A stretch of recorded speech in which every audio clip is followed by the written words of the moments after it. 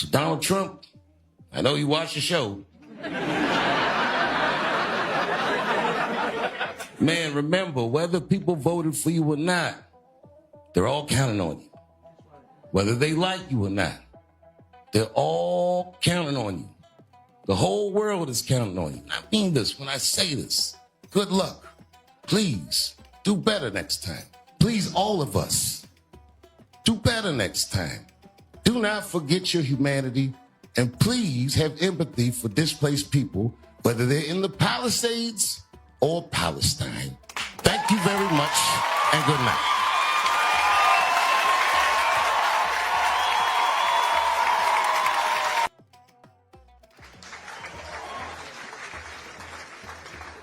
All right, here's the story. I started doing stand-up comedy when I was 14. I'll never forget the first time I was on stage. The guy that introduced me was a guy named J.T. Newton. I'm 47. I can close my eyes and remember the introduction like it was yesterday. It went like this. Ladies and gentlemen, this next young man coming to the stage is starting his comedy career tonight. Who knows? We may be witnessing the birth of a star. Please welcome Dave Chappelle.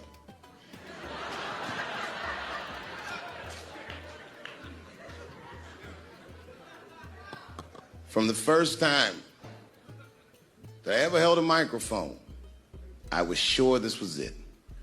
I knew I was home. I knew I had found my thing. And my God, man, I was a child. I got good. Matter of fact, I was good from the moment I started.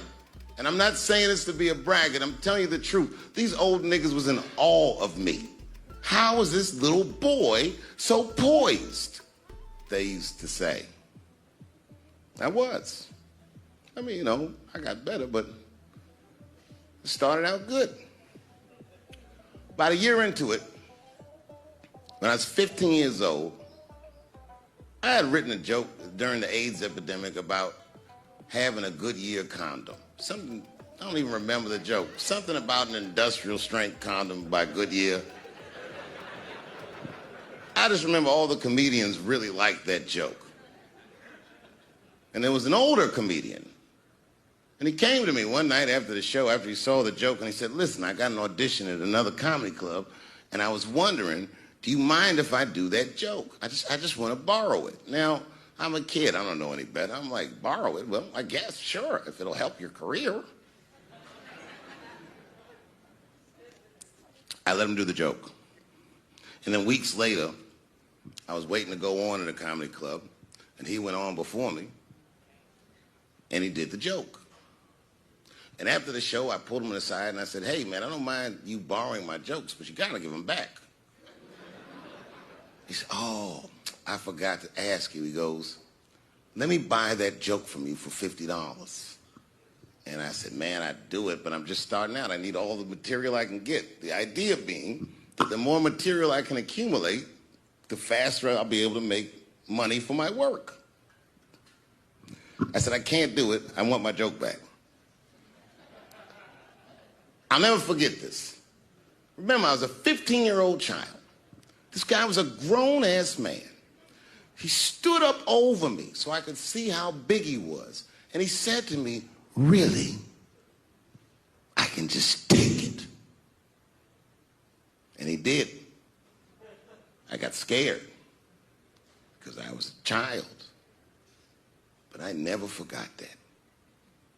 I never forgot that. I was 15 years old. I'm 47 now. I think about this guy all the time. When I look at my own kids and I see how young and innocent they are, I can't believe someone did that to me.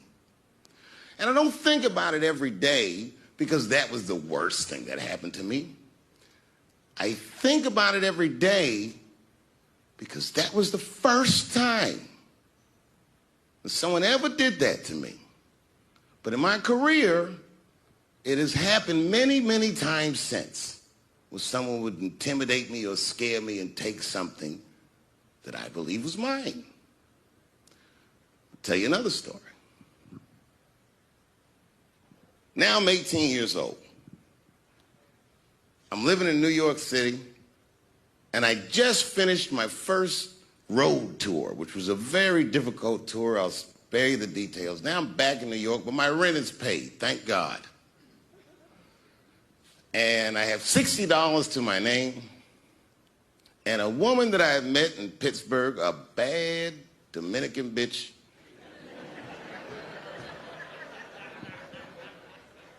was coming to New York. She was going to spend the weekend with me. I couldn't wait for her to get there. She was coming that evening. But remember, I only had $60 for a whole weekend to entertain a bad bitch. Now I'm walking through Greenwich Village, and I see something I've never seen before. 3-card Monte. You know what that is? Yeah, the guy had the whole thing. The table was set up, and he had the 3 cards, and the crowd was hooting and hollering, and he was like, find the red card, find the red card, and people were playing. Sometimes they win, sometimes they lose, but it was really exciting, and I'm standing there watching it, and I noticed while I'm watching them play this game that the red card, the one you're trying to find, had just a little bend on the corner.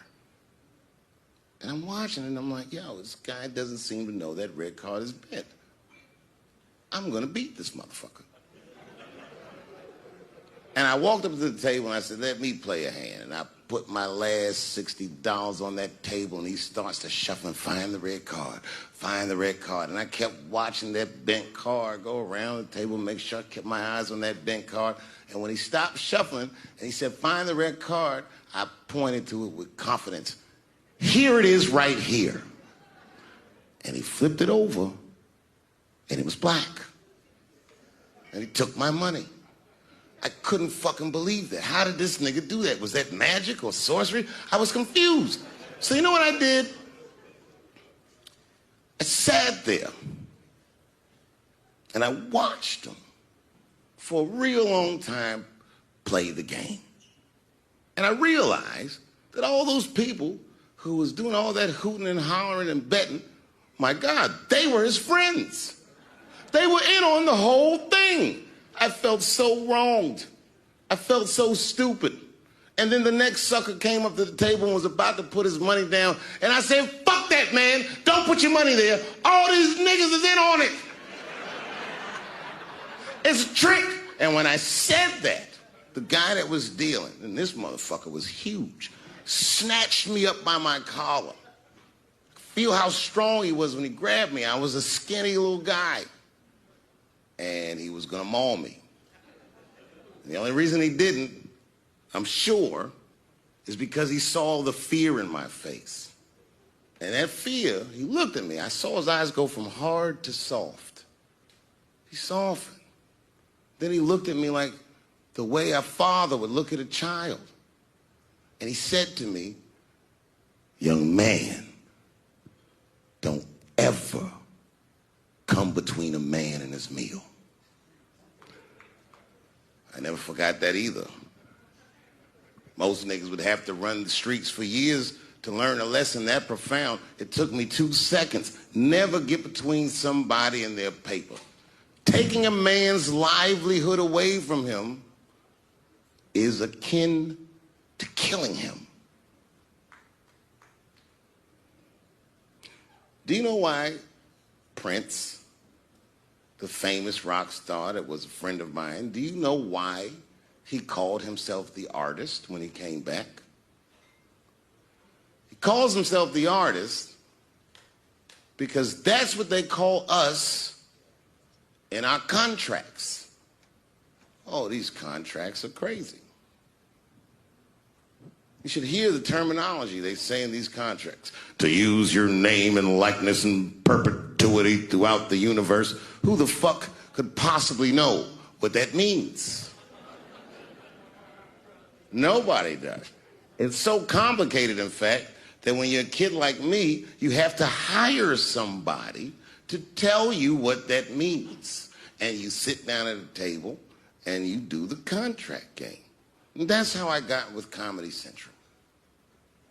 I signed a contract But I signed the contract the way that a 28-year-old expectant father that was broke signs a contract. I was desperate. I needed a way out, and it wasn't good money, and it wasn't good circumstances, but what else am I going to do, I said. And all these white people sitting at that table told me, trust us, Dave, it's a good contract. And I looked around the table, and they all seemed to agree it was a good contract. But what if it was like that game of three-card Monte? What if they were all friends and I didn't know it? And the bag of money was Iceberg's money in the first place. What was I talking about? What was I trying to tell you? Last week, 2 weeks ago, whenever it was, I call Lauren Michaels and I tell him, okay, I'll do it. I'll do Saturday Night Live on election night. And the day I made that phone call, the day I committed to it, it gets announced that Netflix is streaming Chappelle's show. Not just Netflix. HBO Max is streaming it too. Let me tell you another story about HBO. No, hear me out. Did you know, before Chappelle's show was at Comedy Central, I pitched that show to HBO. I told them what I wanted to do. Now, these are executives. All they have to do is say, yeah, we'll take it, or no, thank you, we won't. But they didn't say either of those things. They went too far. They said, literally, what do we need you for?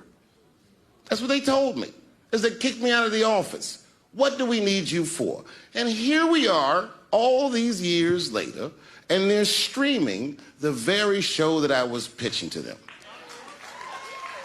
So I'm asking them, what do you need me for?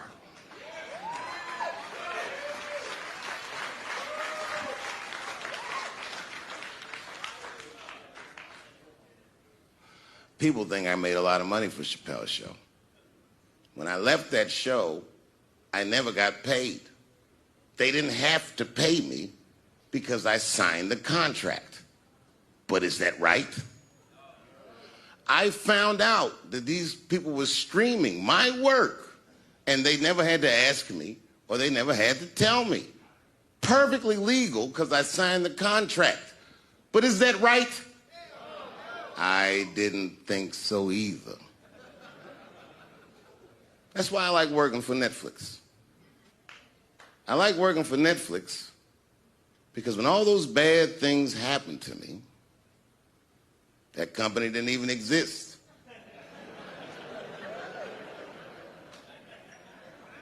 And when I found out they were streaming Chappelle's show, I was furious. How could they not know? So you know what I did? I called them and I told them that this makes me feel bad. And do you want to know what they did? They agreed that they would take it off their platform just so I could feel better. That's why I fuck with Netflix. Because they paid me my money, they do what they say they're gonna do, and they went above and beyond what you could expect from a businessman. They did something just because they thought that I might think that they were wrong. And I do. I think if you are fucking streaming that show, you're fencing stolen goods. They stole that from me. They just took it. And I'm not up here trying to tell you guys that I believe that Comedy Central gave me a raw deal just because I'm black.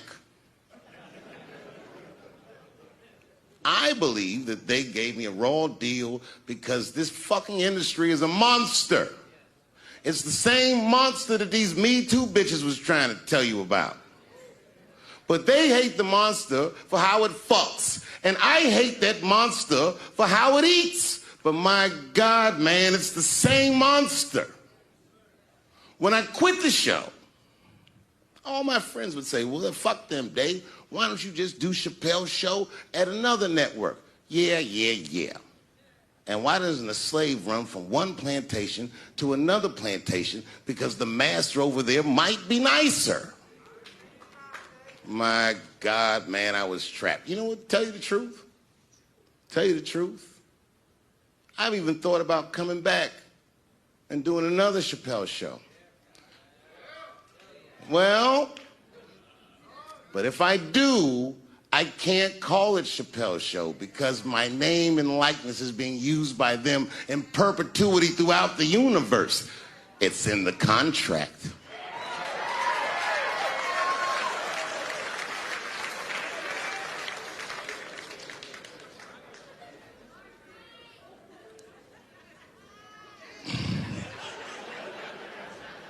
You're not supposed to do this in my business. I'm up here doing something that nobody else in this business has the balls to do. I'm telling you something that you need to know. I'm trying to explain to you what you're seeing. You don't understand what you're seeing. I am publicly flogging a network. And I know that this network niggas, they watching me and they saying, why are you doing this so publicly? Doesn't feel good to be flogged publicly. Oh, believe me, I know. I know exactly how that feels. When I quit my show, they said I was crazy. What was crazy about it? I just didn't want to do it anymore. They said I smoked crack. That's impossible. I was a devout Muslim. I didn't smoke or drink. But I do now, bitch, because you ruined my fucking life. Now it's their turn. This is their first nigga lesson, and I'm honored to give it to them. They're gonna pay me for this show. I called my agent. I said, is there anything I can do about this show? And he said, no. Well, fuck you too then. If you want something done right, I guess you gotta do it yourself. So I'm not going to the agents. I'm coming to my real boss. I'm coming to you. I'm begging you.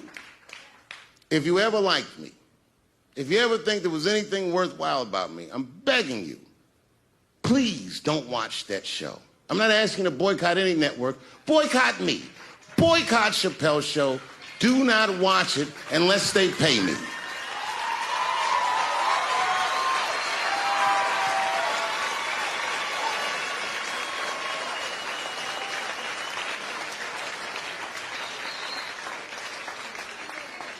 If you're a shareholder at Viacom, then I'm talking to you. Because all that shit that they do to us, well, they do everything for their shareholders. That's what they told me. So if you're a shareholder in that company, tell them it's wrong. And if you don't believe that it's wrong, then fuck you too. You should know what's in the hot dogs you eat. Now, there's probably a bunch of people at Comedy Central and Viacom and all these places that have no idea what I'm talking about. They've all either quit or been fired or got Me Too'd or something. Them niggas is gone. And there's a whole bunch of new young people there, and they're probably looking like, what is he talking about? They may not actually know what the fuck happened to me. So I'll tell you what I'm talking about. Go downstairs to your accounting department, open the books, see what that show made, and look at what you paid me. That's exactly what I'm talking about. You're going to pay me. I am inviting you to come with me and work with me. And let's fight against that terrible, terrible feeling that you made me feel together. We can fight together and work this thing with Chappelle's show out. Or I can just take it. Thank you.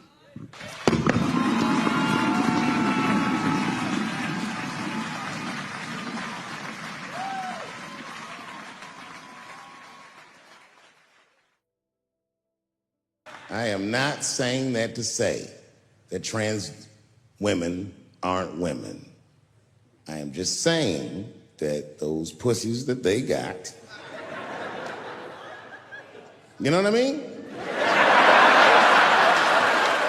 I'm not saying it's not pussy, but that's like beyond pussy or impossible pussy. You know what I mean? It tastes like pussy, but that's not quite what it is it? It's not blood, that's beet juice.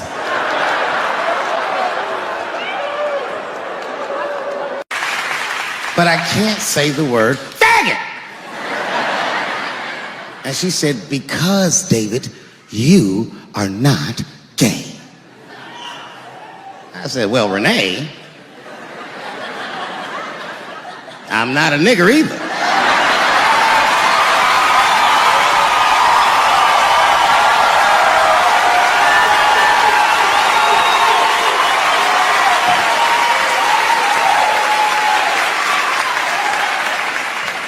But you see, what I didn't realize at the time and what Kevin had to learn the hard way is we were breaking an unwritten and unspoken rule of show business.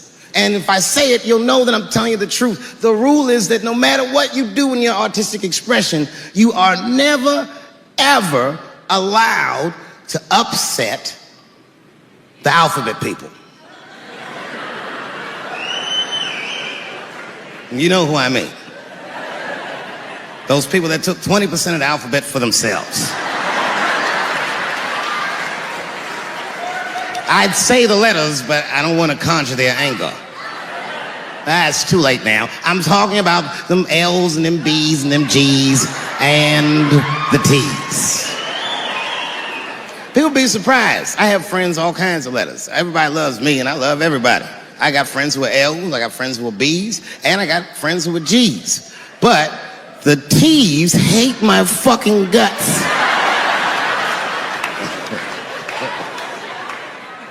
And I don't blame them.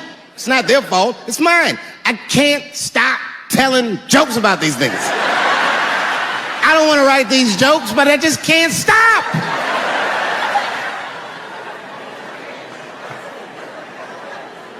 You know, you hear all those letters together all the time, LBGT, LBGT, and you think it's just one big movement. It's not. All those letters are their own movement.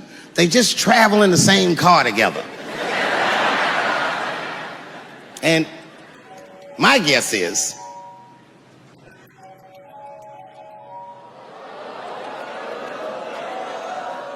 what is this, high school? This nigga probably got a babysitter or something. Go on and answer your phone, nigga. Just get that shit out of here. I'm in the middle of something important.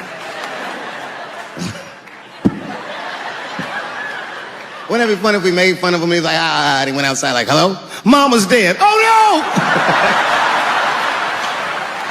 no! Mama's dead.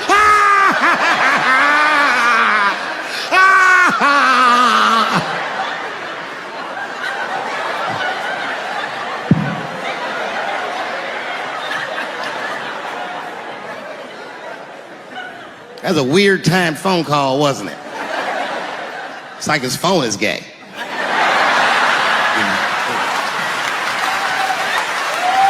But motherfuckers are just taking it too far. I don't know why or how everybody got this goddamn sensitive. You know who hates me the most? The transgender community. Yo, yeah, these motherfuckers. I mean, I didn't realize how bad it was. These motherfuckers, I was really mad about that last Netflix special.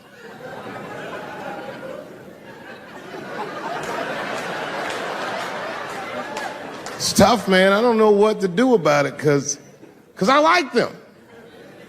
I always have. Never had a problem with them. You know, just fucking around. As a matter of fact, I think I make fun of everybody. And I mean, as a group of people, they have to admit, it's kind of fucking hilarious, man. I'm sorry, bro. It's like, I've never seen somebody in such a hilarious predicament not have a sense of humor about it. They're born feeling like there's something other than they're born as, and that's kind of funny, you know? I mean, it's funny if it's not happening to you. It's like that white black bitch that's in the news all the time. Rachel Dolezal. She's a white woman, but then she dressed up like a nigga and shot her way up to the very top of blackness. And I always wanted to meet her just so I could understand. I just wanted to like have dinner with her so I could just look in her eyes and call her a nigger to her face. The The fuck is that bitch talking about? I identify black. That is trans talk, lady. Stop biting. Stop biting. There's a big difference between her and a trans. The difference between her and a trans is I believe transgenders. I don't understand them either, but I know they mean what they say. Them niggas cut their dicks off. That's all the proof I need. I've never seen somebody just throw their dick away. Don't need it.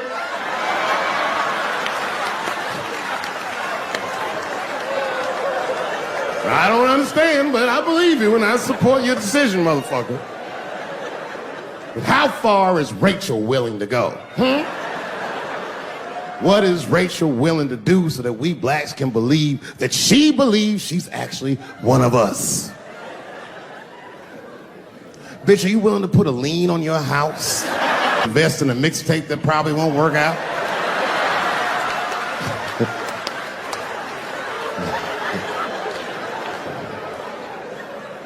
She didn't even change her name.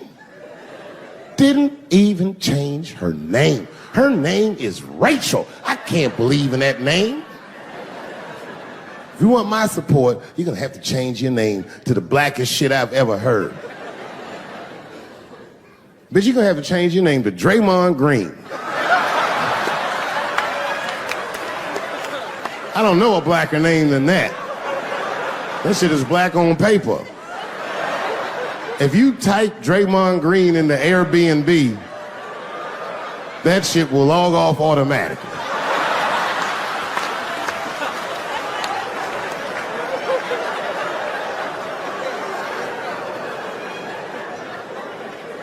You know, people get mad, bro. People get mad about everything I say. I was doing a show. I was in Portland, Oregon, and I was checked in a hotel under the name Charles Edward Cheese.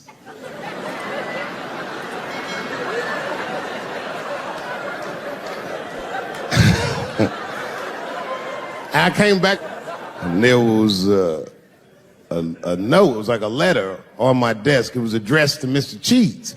So obviously, I'm going to assume that whoever wrote this letter must be an intimate friend of mine. This is not some kind of name that a person would just guess. But then I open the letter, and it turns out I don't know this person at all. It's a fan letter. You know, I'm not even used to the idea that I have fans, but I'm grateful for it. And even though I'm grateful for fans, I don't read those letters. Be nice if I did, but realistically, it's like, what am I, Santa Claus, nigga? I don't have time for this. Like, got shit I want to do. I'm trying to chill. Read all these dreams and wishes from strangers, but I read it. I'd already opened it. So I just read the whole letter. And you know what, man?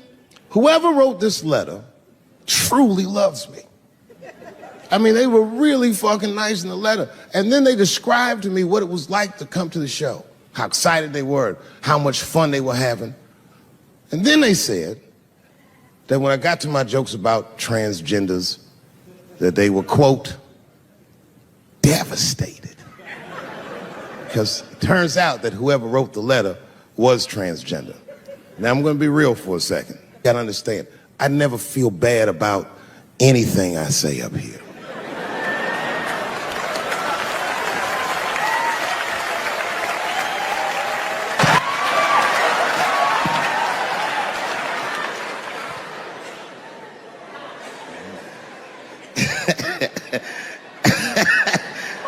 Like I was saying, my guess is the G's are driving that car. That makes sense to me, because there's white men in the G's. And these people are trying to get around discrimination and oppression. And you know how white dudes are. We know these roads. In fact, we built these roads. The rest of you buckle up. We'll get you to where you want to go. So the G's are just driving the car. Of course, next to the G's in the passenger seat is the L's. Everybody likes the L's, except for the G's. I don't know what that's about. I just know the G's don't like them that much. And the G's always say like little subliminal digs on them. It's unnecessary shit. It's not mean, but you know what I mean? They just be like, I wouldn't wear that. The only thing that breaks the tension between the L's and the G's are the B's in the back seat. That's right, there you go. Everybody scream out when you hear your letter.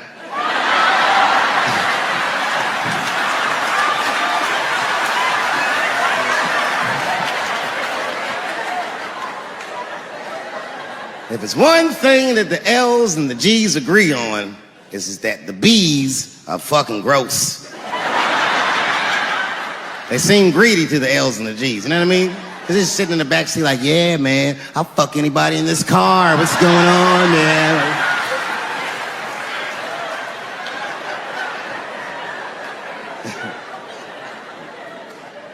And sitting next to the B's, all the way in the back seat by themselves, looking out the window. That's the T's. Everybody in the car respects the T's, but everyone also resents the T's. It's not the T's' fault, but everyone in the car just feels like the T's are making the trip take longer.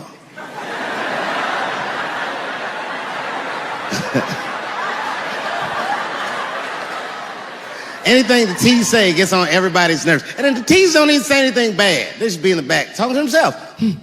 I'm hot. Shut up. Shut the fuck up, okay? Just roll the window down, you bitch. I don't know what you... What? Just said I was hot.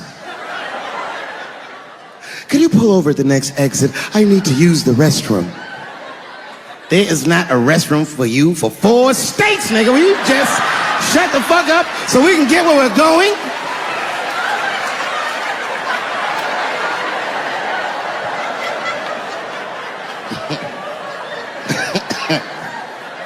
And just when that car can't get any more tense, the Q's are a hitchhiker that they pick up on the road. Some white dude in booty shorts is walking down the freeway.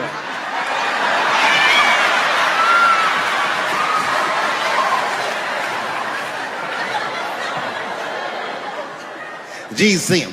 That guy might be one of us. Hey, are you okay? Need some help? And he come over there with them booty shorts leaning on the window. Hey, what's going on, fellas? Lady? Whatever pronoun makes you feel comfortable in the back.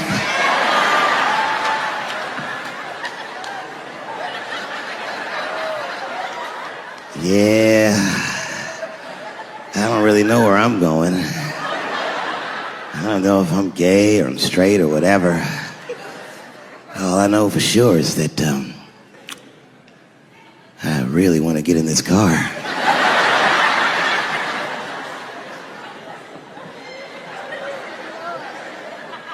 And they make him get in and sit in between the B's and the T's. I feel bad for T's, but they're so confusing. And it's not all my fault. I feel like they need to take some responsibility for my jokes. Because I didn't come up with this idea on my own.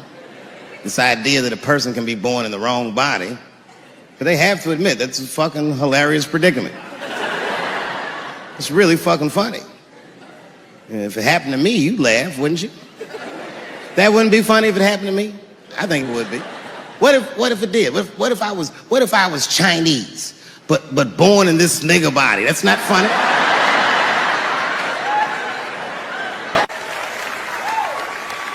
And I would never admit this to you if I hadn't locked your phones up. But it was the weirdest thing. Like when I read this letter, this shit made me feel bad. I didn't feel bad about what I said, you understand? I felt bad that I made somebody else feel bad. To be honest, I don't even know what I said that upset that person. I have so many transgender jokes.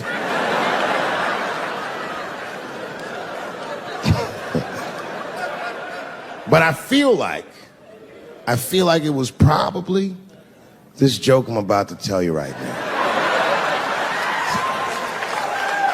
And it's not even that bad of a joke. It's a true joke. I mean, it's not true, but I had read in the paper that Caitlyn Jenner was contemplating posing nude in an upcoming issue of Sports Illustrated. And I know it's not politically correct to say these things, so I just figured, fuck it, I'll say it for everybody else. Yuck. Oh, sometimes I just want to read some stats. I don't know why you're gonna cram some man pussy in the middle of the sports page like this. I just didn't think that was the place for it. But I wasn't saying anything like Caitlyn Jenner's a bad person. I'm not mad at her for doing it. Not even mad at Sports Illustrated. If I'm mad at somebody, I'm probably just mad at myself. You understand? Because deep down, I know that I am not strong enough to not look at those pictures.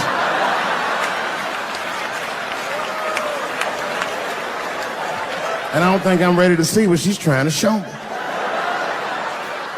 So Caitlyn, goddamn it, if you go through with this thing,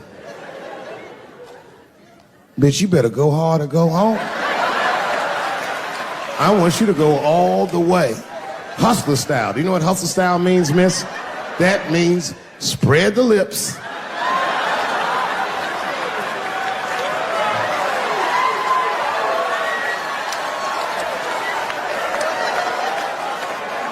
I hope she spreads her lips and there's an itty bitty dick inside. Ah!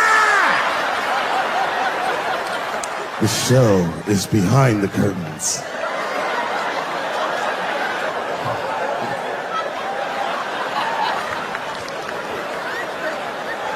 I don't know what I said that upset that person. But I'm gonna tell you something. When I read that letter, and the moments after I read it, I did something that many black men in America do not have the time or the money to do. I thought about how I felt.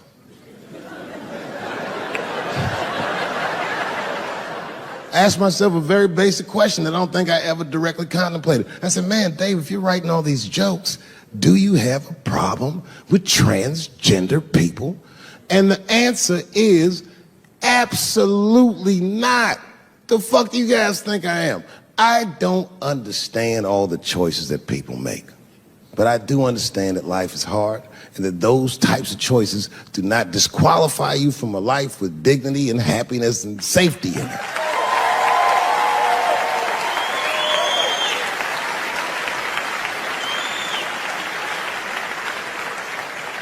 But if I'm honest,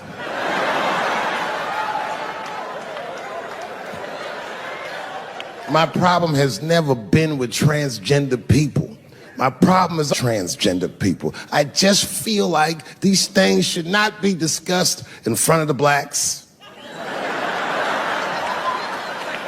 It's fucking insulting, all this talk about how these people feel inside. Since when has America given a fuck how any of us feel inside?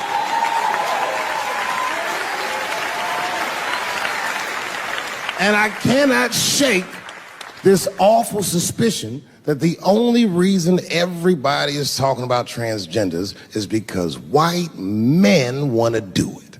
That's right. I just said that. If it was just women that felt that way, or black dudes and Mexican dudes being like, hey, y'all, we feel like girls inside, they'd be like, shut up, nigger. No one asked you how you felt. Come on, everybody, we have strawberries to pick. It reeks of white privilege. You never asked yourself why it was easier for Bruce Jenner to change his gender than it was for Cassius Clay to change his fucking name?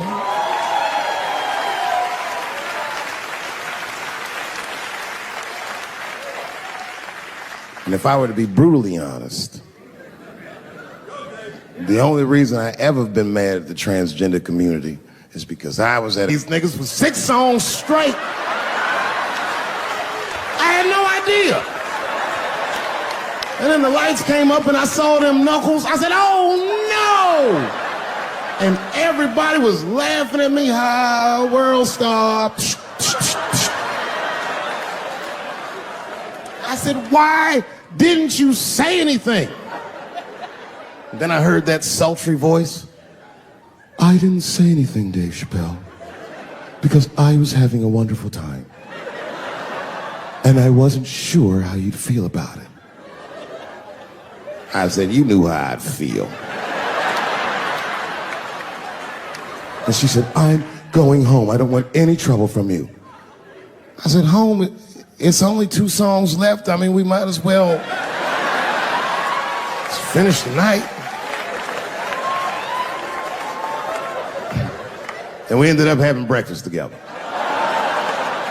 Oh, grow up, that doesn't make me gay. I just titty fucked her. His titties are as real as any titties in LA.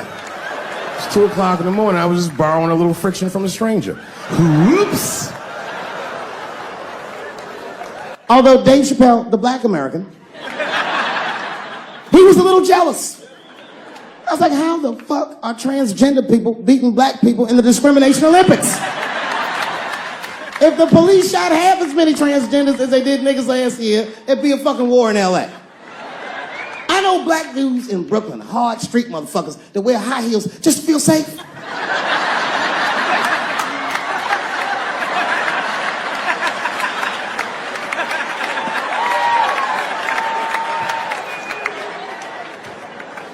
Transgenders are gangsters. I used to do business with a transgender in Hollywood. Man, everybody would be scared of her in the boardroom. She'd walk in there, newly minted woman, high heels, purse. Wouldn't say anything to us, just walk around the conference table looking mean as shit.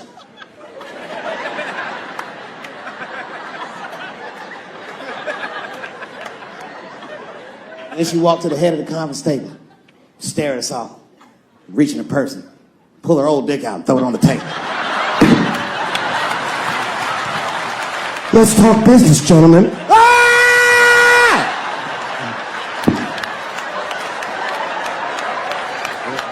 Shit is scary as fuck. If your best friend pitched that to you, you'd be horrified. Yo, nigga, let's go to the hospital and cut our dicks off and make pussies out of them shits. What? Can't we just get matching jackets or tattoos or something? Sure, that's what you want to do? There's only one way to find out, nigga. Wu-Tang, bow, bow. Let's go to the club and trick niggas into fucking us, yeah.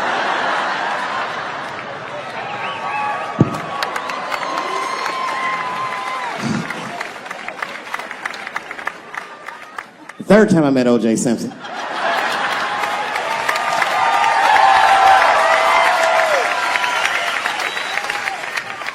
Third time I met O.J. Simpson, I was doing great in life. I just finished the 2nd season of Chappelle Show. Man, those were good days.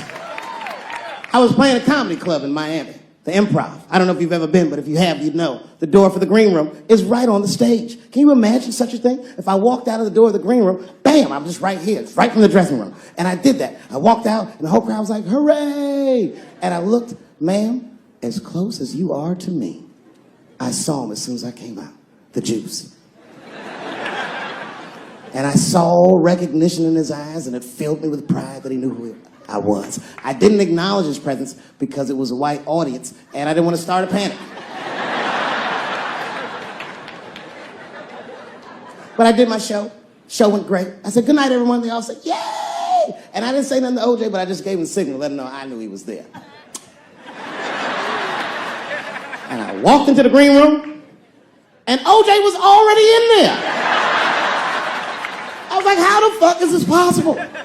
I was scared. And then my friends came in, and we all started talking. We sat down on the couch, and I'm just telling you what I saw with my own eyes. You can believe me or not believe me. But in my experience, O.J. Simpson, one of the nicest men I'd ever met. He was nice to me. He was nice to my friends. The conversation was filled with warmth and levity, humor, and wisdom. We talked for 90 minutes, and then suddenly the Juice said, you know what? I've got to be going. But it's good to see you again, and I'm glad things went so well. I said, thanks, Juice. And my friend said, yeah, goodbye, Mr. Juice. They're new to the game. He said, no, thank you for your hospitality. Good night, guys. And we said, good night. And he just walked out of the room. And as soon as the door closed, we all looked at each other like, that nigga did that shit. I could feel like murder in the room. 30 years in this industry. Yeah, man, you know, it's funny. So my youngest son is 14 now. That's not what I was when I started. I'm 44 now. I look at them, and I think all the things that were going on around me at that time and what it was like starting, and now I can't imagine that that's what happened. But at the time, it felt very natural, and it felt very safe, even though it was not. You know what I mean? But I'm just grateful, man. Like, to be able to do something like this for 30 years, I gotta be one of the luckiest people alive, man. Like, I don't know that I've ever really had any other job. How old were you when you made your first TV development deal? 19.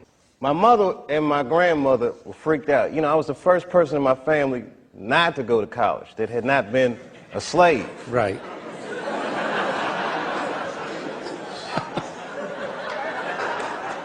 So I was really breaking from tradition, and it was like a graduation lunch we were having, and they had my dad come and talk to me, and my dad takes me outside, and he's like, listen, and this is some advice that applies to all you acting students. He says, to be an actor is a lonely life. Everybody wants to make it, and you might not make it. And I said to my dad, well, that depends on what making it is, Dad. He was a smart-ass kid. Yeah. It depends on what making it is, Dad. He says, what do you mean? I said, well, you're a teacher. I said, if I could make a teacher salary doing comedy, I think that's better than being a teacher. And he started laughing. He said, if you keep that attitude, I think you should go. He said, but name your price in the beginning. If it ever gets more expensive than the price you name, get out of there. Mm-hmm. Thus, Africa.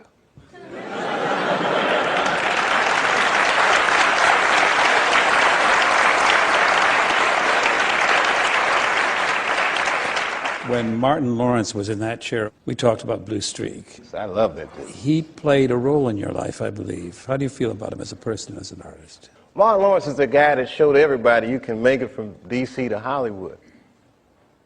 And I had a personal stake in his success. Every time he did something, it made me feel inspired and really good. And he was always real nice to me. He'd sit me down, what's going on with you, baby boy? What? We'd talk about comedy, whatever. And, you know, when we did Blue Streak, we were promoting it, and Martin had a stroke. He almost died. And then after that, I saw him, and I was like, oh, my God, Martin, are you okay? And he said, I got the best sleep I ever got in my life. That's how tough he is. So let me ask you this. What is happening in Hollywood that a guy that tough will be on the street waving a gun, screaming, they are trying to kill me? Yeah. What's going on? Why is Dave Chappelle going to Africa? Why does Mariah Carey make a $100 million deal and take her clothes off on TRL? A weak person cannot get to sit here and talk to you. Ain't no weak people talking to you. So what is happening in Hollywood? Nobody knows. The worst thing to call somebody is crazy, is dismissive. I don't understand this person, so they're crazy. That's bullshit. These people are not crazy. They're strong people. Maybe the environment is a little sick.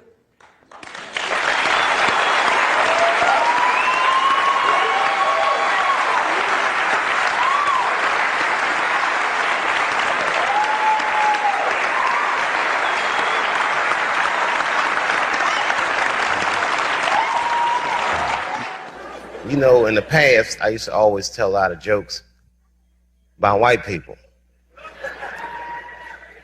And I know there's a lot of white people here with us tonight.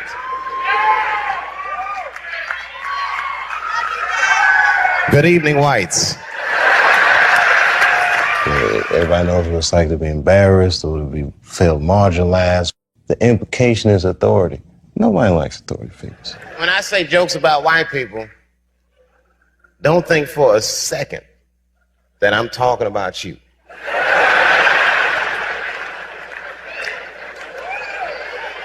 Don't forget, I almost had $50 million once. When you make enough money in America, they'll pull back the curtain and introduce you to the real white people.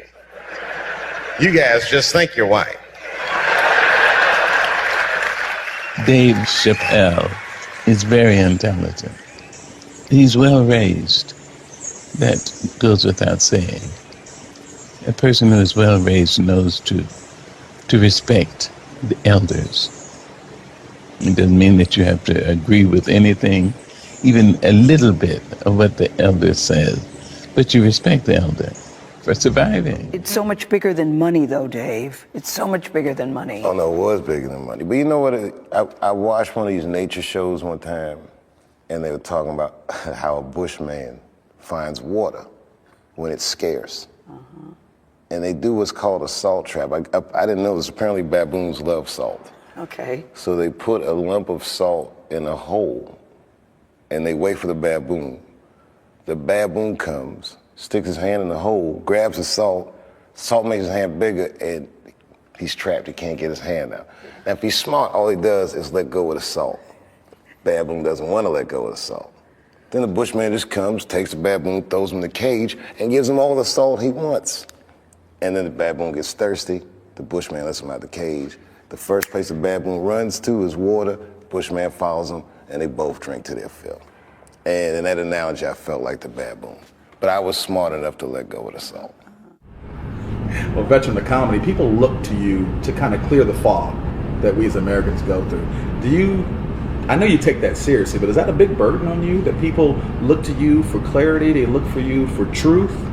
I think that it's a symptom of just how maybe bankrupt our society is right now, that we're looking to our entertainers for this type of guidance. But when things are obscure, artists do try to tell the truth. Sometimes it's not that they're looking for the truth. Sometimes they just want to hear their truth come out of somebody else. Like, why don't, you know what I mean? So I don't look at it as a burden, or I don't even look at it as a responsibility. I just think it's the nature of the genre.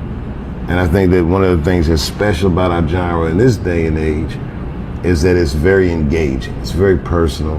And I think in this cyberspace world that people need an entertainer that looks them in the eyes and says the things that they feel. For all the things that I've done, I'm most renowned for what I didn't do.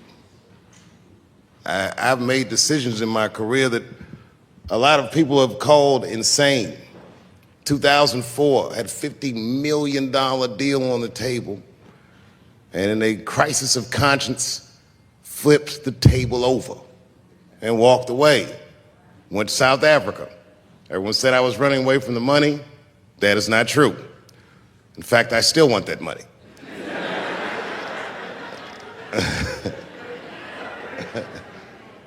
The idea that I wanted to just share with you guys is the idea that sometimes you do what you think is best, whether anybody understands it or not.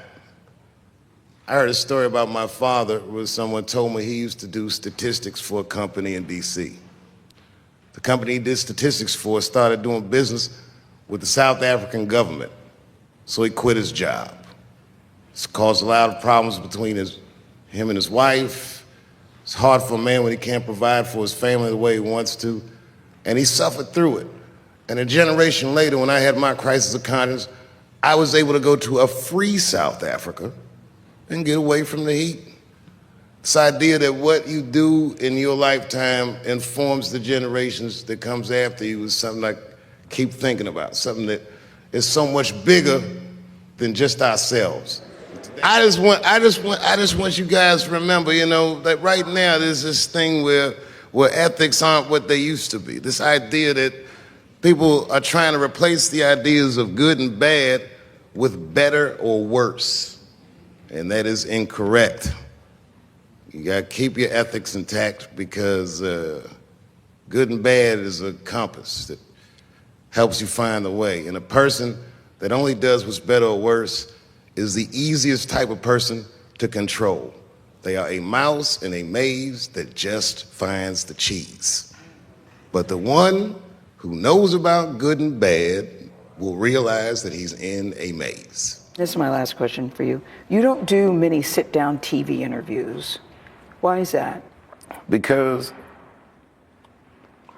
so much of an answer depends on how you feel any given day. But it lives forever. That your opinions about things can change, your view of yourself can change, and yet this is on a permanent record. Like Donald Trump, he complains about it because someone can look at him and say, well, you said in 1984 that this, that, or the other, and that's the cross you have to bear when you engage the press. And more important than that, I talk for a living, so I don't want to blather about me blathering. You know what I mean? I'd rather just do it.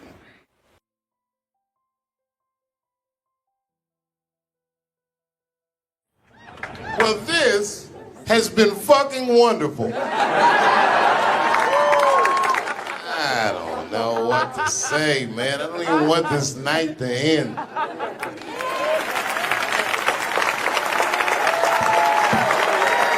I promise you, whoever cares the most, I care at least as much as them.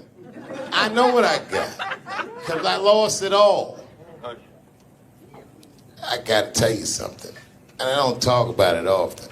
Have you ever worked all your life for something and have it not work out?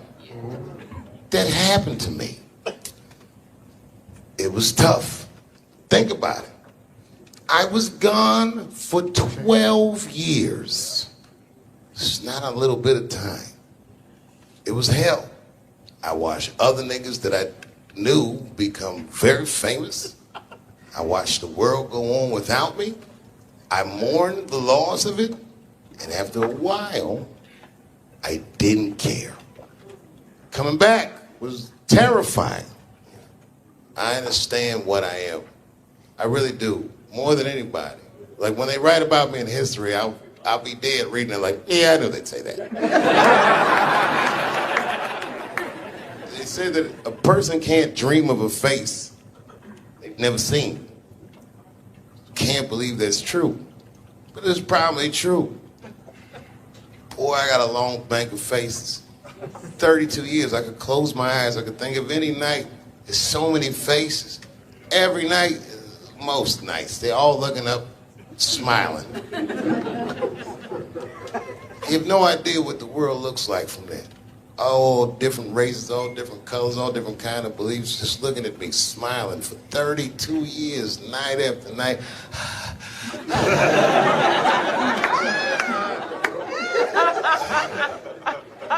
No comedian take that for granted.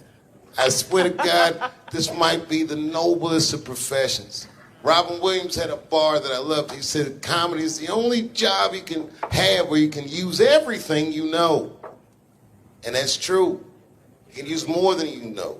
You can use what you think. Use it. Don't be afraid. Don't let these bitch-ass niggas button your lip. Say it anyway.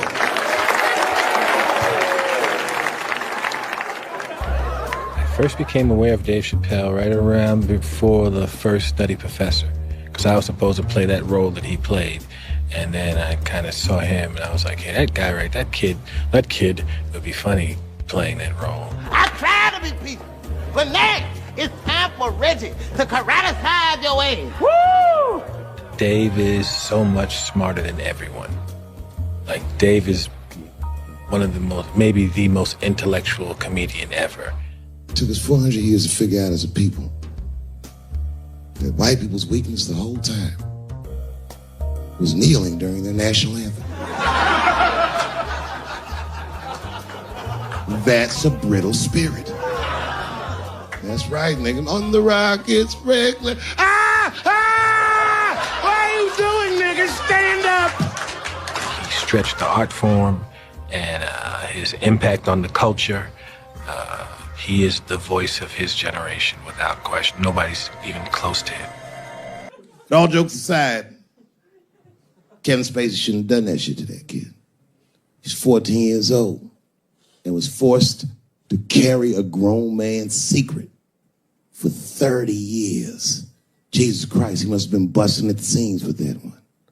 The saddest part is, if he were able to carry that secret for 6 more months, I would get to know how House of Cards ends.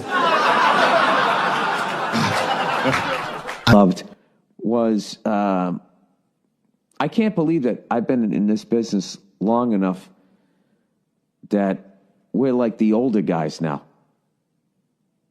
And it always blows my mind that I'm like 5 years older than Dave Chappelle, because he was already a made guy when I came in. So I always look at him like he's got 10 years on me, or 15. And, just when I watch his act, I'm like, this guy's clearly been doing this a good couple of decades longer than me. And the reality is, I think he's only been doing it like 6 years longer than I have or something like that. He's fucking amazing. And what I love, too, is just he's that same, with all that's changed, everybody getting offended, all of this fucking crap, how you get in trouble, he hasn't changed at all.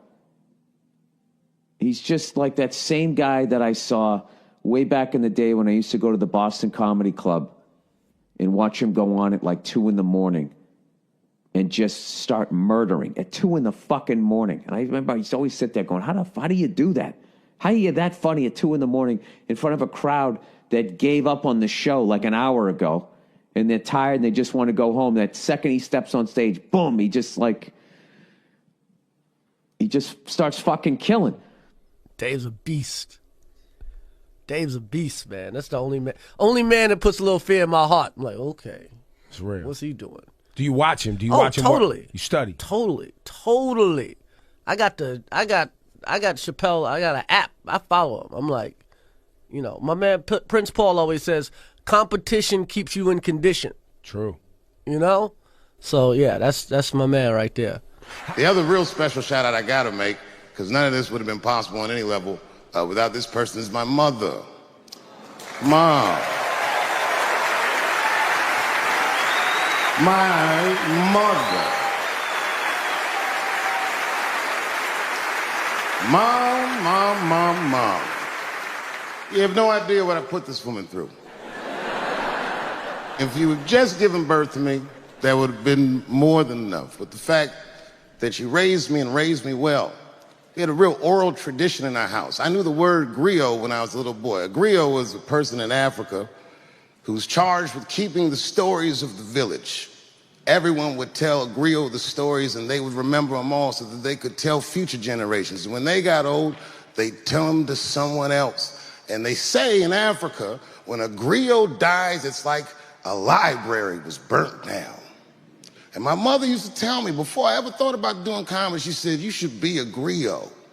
And she'd fill me with every story of black life. She's educated in African American studies, and she would let me understand the context that I was being raised in, that I'm being raised in a hostile environment that I have to tame. By the time I was 14 years old, I was in nightclubs, mastering an adult world. It was terrifying. The crack epidemic was going on, and my mother would hear gunshots outside and be scared to death. Maybe it's my son. But early in my career, if you remember, Mom, you used to sit in the club with me. She'd do a full day of work. You'd be back there falling asleep, just waiting for me to go on. She would watch my show every night. Do you know how long that car ride is home?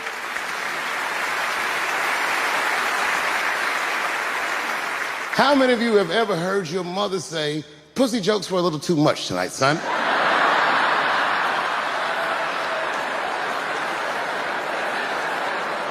I was a soft kid. I was sensitive, I'd cry easy, and I would be scared to fist fight. And my mother used to tell me this thing, I don't even know if you remember, but you said this to me more than once. You said, son, sometimes you have to be a lion so you can be the lamb you really are. I talk this shit like a lion. I'm not afraid of any of you. When it comes word to word, I will gab with the best of them, just so I can chill and be me. And that's why I love my art form, because I understand every practitioner of it. Whether I agree with them or not, I know where they're coming from. They want to be heard. They got something to say. There's something they notice. They just want to be understood. Love this genre. It saved my life.